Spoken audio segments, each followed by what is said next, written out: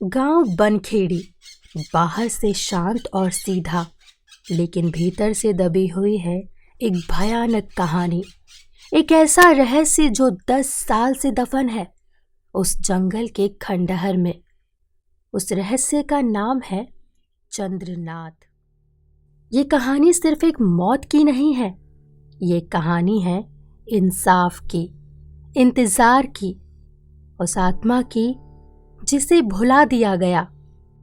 चंद्रनाथ, जो एक मेहनती और ईमानदार किसान था, उसकी तरक्की देखकर गांव का जमींदार रघुवीर सिंह, जिसे ये बात रास नहीं आई, रघुवीर सिंह जिसकी नजर हमेशा दूसरों की संपत्ति पर रहती थी, चंद्रनाथ की बढ़ती समृद्धि को अपनी सत्ता और प्रभुत्व के लिए खतरा मानने लगा था। चंद्रनाथ के हरे भरे खेत और लहलहाती फसलें रघुवीर की रातों की नींद उड़ा देती थी। तू बहुत बोलने लगा है चंद्रनाथ। खेत में अनाज क्या उपजा लिया, तू खुद को राजा समझने लगा है। तेरी हिम्मत कैसे हुई मेरी बराबरी करने की। मैंने तुमसे कुछ छिना नहीं है रघुवीर, मैं बस अपनी मेहनत से जी खा रहा हूँ, खेती कर अपना गुजारा कर रहा हूँ। मैंने कभी किसी का बुरा नहीं चाहा। तेरी मेहनत ही तो मेरा सिरदर्द बन गई है। मेरे रहते हुए इस गांव में मुझसे ज्यादा अमीर कोई नहीं बन सकता। ये मेरी जागीर है और यहाँ सिर्फ मेरा हुक्म चलेगा। तेरी तरक्की मेरी शान में भट्टा लगा रही है, इसीलिए आज के बाद तू कभी नहीं बोलेगा, कभी नहीं। ये बोलने के तुरंत बाद रघुवीर सिंह अचानक खंजर निकालता है, जो अंधेरे में चमक उठता है और चंद्रनाथ पर हमला कर देता है। चंद्रनाथ, जो बिल्कुल भी तैयार नहीं था, चीख भी नहीं पाता, खंजर उसके सीने में गहराई तक उतर जाता है।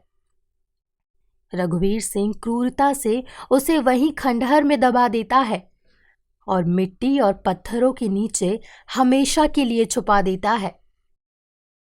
फिर एक तेज हवा चलती है, खंडहर के पत्थरों से टकराकर एक डरावनी आवाज पैदा करती है और सब कुछ शांत हो जाता है, जैसे प्रकृति भी इस घिनौने कृत्य से सहम गई हो।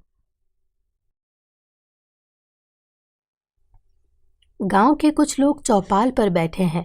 रात का समय है, चारों ओर डर का माहौल है। पिछले कुछ महीनों से गांव में अजीबोगरीब घटनाएं हो रही थी, जिससे लोगों में दहशत फैल गई थी। रात में खंडहर की ओर से अजीब आवाजें आती थी और कुछ लोगों ने वो धुंधली परछाई देखने का भी दावा किया था। अरे बंसीलाल, क्या तूने कल रात को आवाज सुनी? खंडर से फिर कोई चीख रहा था, मेरी तो रूह कांप गई थी। हाँ सुना था मैंने, कितनी डरावनी आवाज थी वो। ऐसा लग रहा था जैसे कोई दर्द से करा रहा हो। और आज सुबह रामू की भैंस भी वहीं पड़ी मिली, मरी हुई।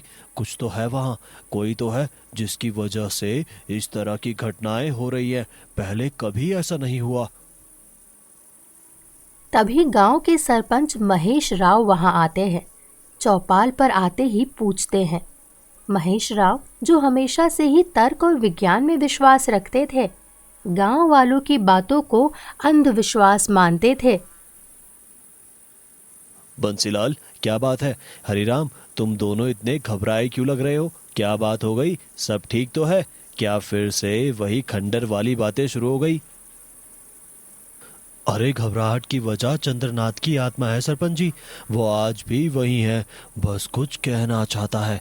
वो एक परेशान आत्मा है, इसीलिए वो गांव वालों की परेशानी का कारण बना हुआ है। अच्छा, तुम लोग इन सब पर विश्वास करते हो? भूत प्रेत और आत्मा ये सब पुरानी बातें हैं। और तुम लोगों को कैसे पता कि वो कुछ कहना चाहता है? मैं ये सब नहीं मानता। ये तो एक अफवाह है जिसे तुम लोगों ने बेवजह फैला रखा है। ये कोई अफवाह नहीं है सरपंच जी। अगर आपको यकीन नहीं है तो चलिए उस खंडर के पास, आप खुद ही अनुभव कर लीजिए।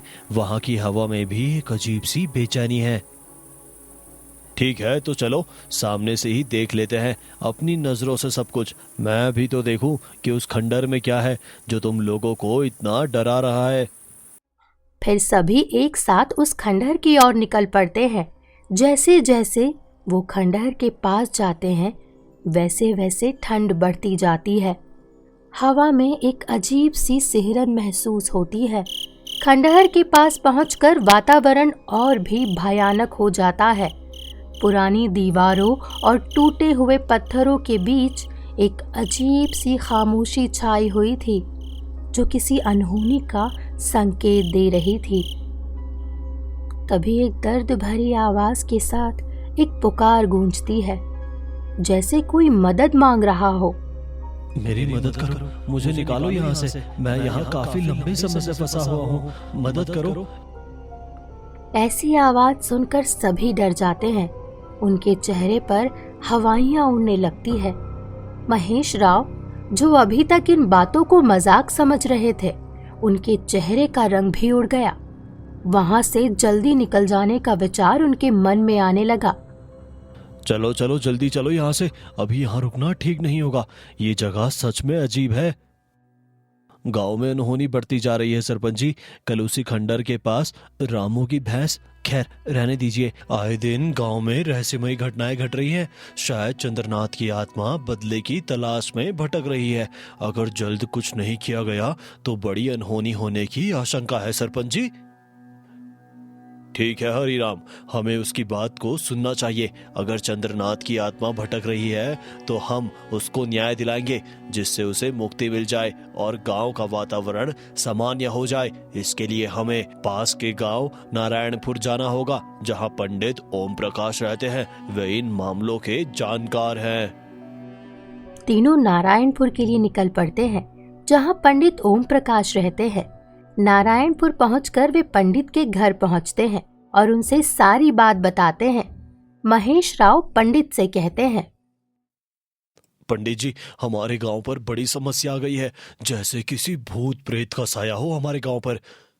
लोग कहते हैं वो चंद्रनाथ की आत्मा है, जो 10 साल पहले रहस्यमयी तरीके से गायब हो गया था।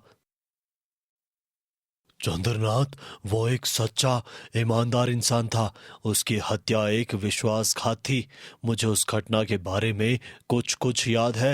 रघुवीर सिंह हमेशा से ही क्रूर और लालची था।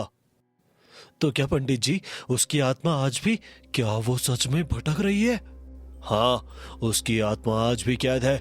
लालची जमींदार रघुवीर सिंह ने उसको मार डाला और उसकी आत्मा को बांधने के लिए तांत्रिक यंत्र का इस्तेमाल किया, लेकिन वो तंत्र अधूरा रह गया। अब चंद्रनाथ अधूरी आत्मा है, जिसे इंसाफ चाहिए। उसकी आत्मा तब तक शांति से नहीं जी सकती जब तक उसे न्याय नहीं मिलता। काली अंधेरी रात में गांव के कुछ लोग पंडित और गांव के सरपंच महेश राव खंडहर पहुंचते हैं। ये जगह तो एकदम सुनी है, पर लगता है मानो जैसे हमें कोई देख रहा है। हवा में भी एक अजीब सी भारीपन है। ध्यान रहे, अगर कुछ दिखे उससे डरना नहीं है, उसे सुनना है। हमें उसकी पीड़ा को समझना होगा। पंडित पूजा शुरू करते हैं।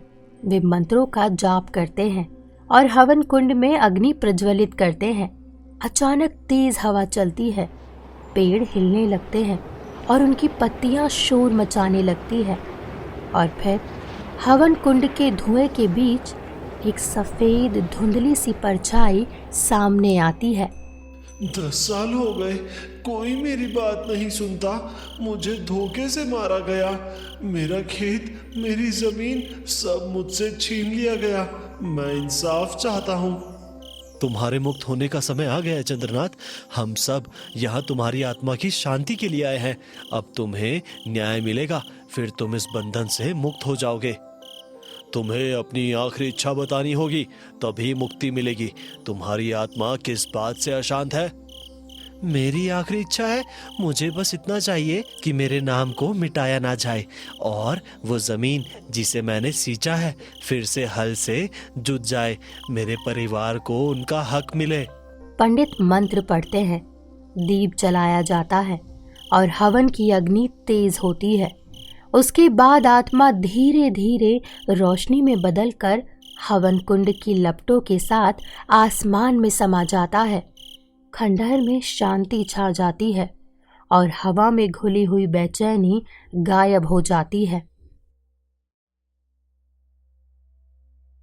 कुछ महीने बाद ही रघुवीर सिंह को गंभीर बीमारी हो जाती है। वो बिस्तर से उठ नहीं पाता, बोल नहीं पाता और उसकी आंखें हमेशा डरी हुई रहती है, जैसे किसी भयानक डर ने उसे जकड़ लिया हो। गांव के लोग कहते हैं ये चंद्रनाथ का बदला है, उसकी आत्मा का न्याय है। रघुवीर सिंह की अकूत संपत्ति भी उसे बचा नहीं पाती।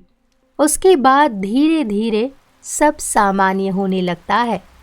खंडहर का डर लोगों के दिलों से निकल जाता है। गांव में अब खुशहाली है, डर नहीं। चंद्रनाथ अब भी गांव वालों के साथ है, आत्मा नहीं, आशीर्वाद बनकर। कुछ आत्माएं तब तक नहीं जाती जब तक उन्हें न्याय ना मिले। चंद्रनाथ गया, लेकिन जाते जाते वो हमें सिखा गया कि सच्चाई को कभी मिटाया नहीं जा सकता।